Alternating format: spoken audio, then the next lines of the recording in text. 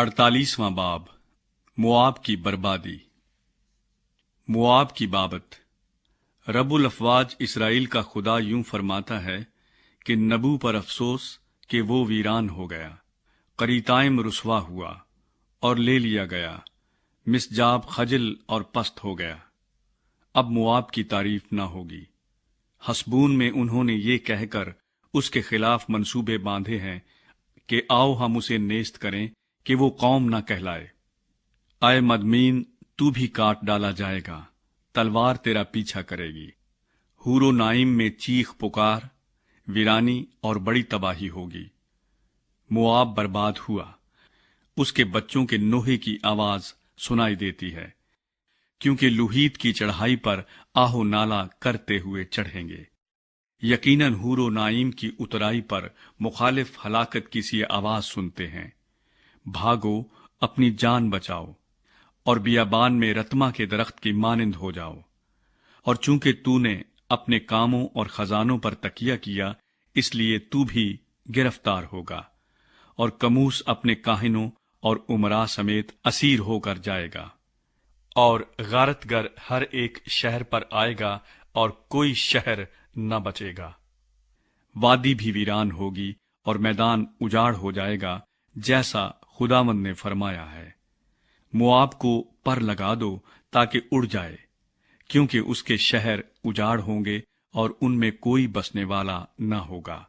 جو خداوند کا کام بے پروائی سے کرتا ہے اور جو اپنی تلوار کو خون ریزی سے باز رکھتا ہے، ملعون ہو۔ موآب کے شہروں کی تباہی و بربادی۔ موآب بچپن ہی سے آرام سے رہا ہے، اور اس کی تلچھٹ طے نشین رہی۔ نہ وہ ایک برتن سے دوسرے برتن میں انڈیلا گیا اور نہ اسیری میں گیا، اس لیے اس کا مزہ اس میں قائم ہے اور اس کی بو نہیں بدلی۔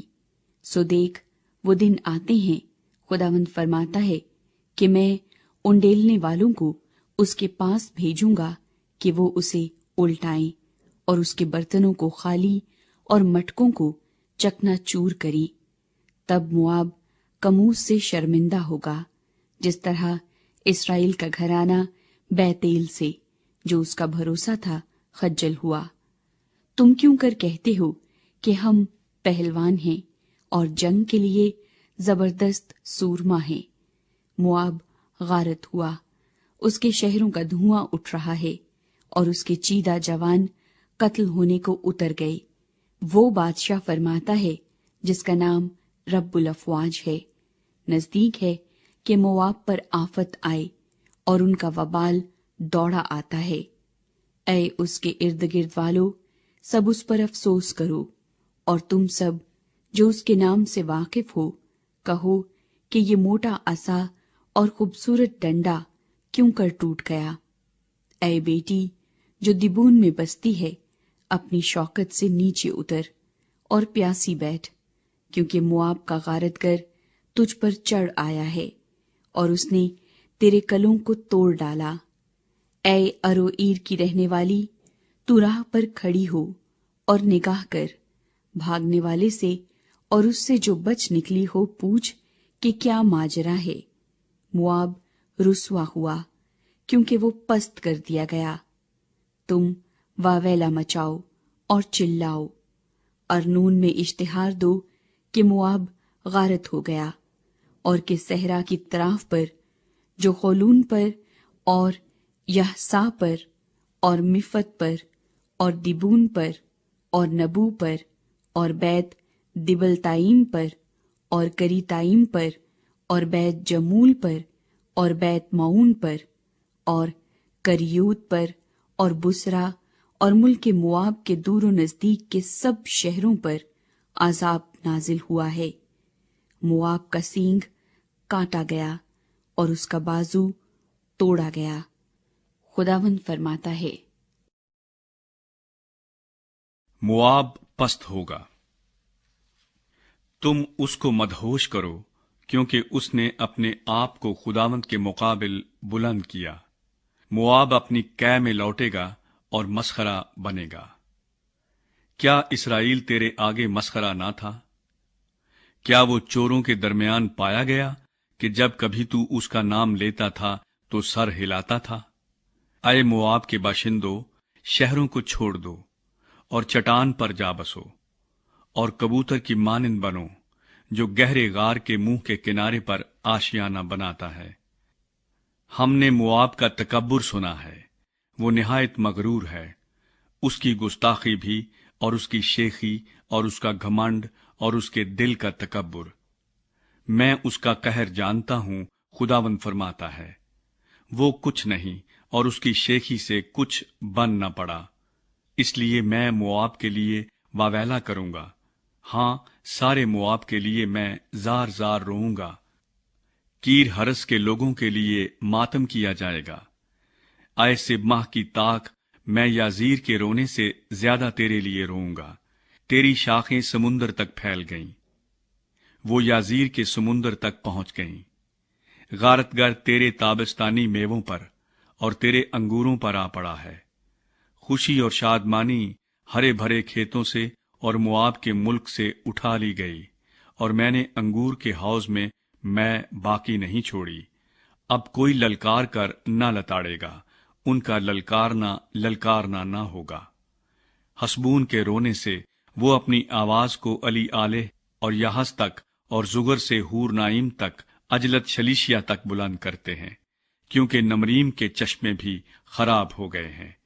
اور خداوند فرماتا ہے کہ جو کوئی اونچے مقام پر قربانی چڑھاتا ہے اور جو کوئی اپنے معبودوں کے آگے بخور جلاتا ہے، موآب میں سے نیست کر دوں گا۔ پس میرا دل موآب کے لیے بانسری کی مانند آہیں بھرتا اور کیر ہرس کے لوگوں کے لیے شہناؤں کی طرح فغاں کرتا ہے، کیونکہ اس کا فراواں ذخیرہ تلف ہو گیا۔ فی الحقیقت ہر ایک سر مڑا ہے اور ہر ایک داڑھی قطری گئی ہے، ہر ایک کے ہاتھ پر زخم ہے اور ہر ایک کی کمر پر ٹاٹ۔ موآب کے سب گھروں کی چھتوں پر اور اس کے سب بازاروں میں بڑا ماتم ہوگا، کیونکہ میں نے موآب کو اس برتن کی مانند جو پسند نہ آئے توڑا ہے، خداوند فرماتا ہے۔ وہ واویلا کریں گے اور کہیں گے کہ اس نے کیسی شکست کھائی، موآب نے شرم کے مارے کیوں کر اپنی پیٹھ پھیری۔ پس موآب سب ارد گرد والوں کے لیے ہنسی اور خوف کا باعث ہوگا، موآب ہرگز نہ بچے گا۔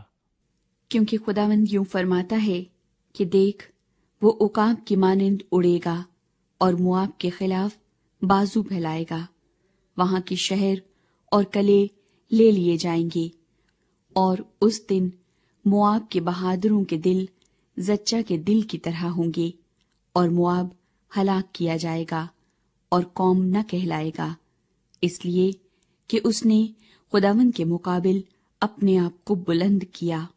خوف اور گڑھا اور دام تجھ پر مسلط ہوں گے، اے ساکن موآب، خداوند فرماتا ہے۔ جو کوئی دہشت سے بھاگے گڑھے میں گرے گا، اور جو گڑھے سے نکلے دام میں پھنسے گا، کیونکہ میں ان پر، ہاں موآب پر، ان کی سیاست کا برس لاؤں گا۔ خداوند فرماتا ہے، جو بھاگے سو حسبون کے سائے تلے بے تاب کھڑے ہیں، پر حسبون سے آگ اور سیون کے وسط سے ایک شعلہ نکلے گا، اور موآب کی داڑھی کے کونے کو اور ہر ایک فسادی کی چاند کو کھا جائے گا۔ ہائے تجھ پر اے موآب، کموس کے لوگ ہلاک ہوئے، کیونکہ تیرے بیٹوں کو اسیر کر کے لے گئے اور تیری بیٹیاں بھی اسیر ہوئیں۔ باوجود اس کے میں آخری دنوں میں موآب کے اسیروں کو واپس لاؤں گا، خداوند فرماتا ہے۔ موآب کی عدالت یہاں تک ہوئی۔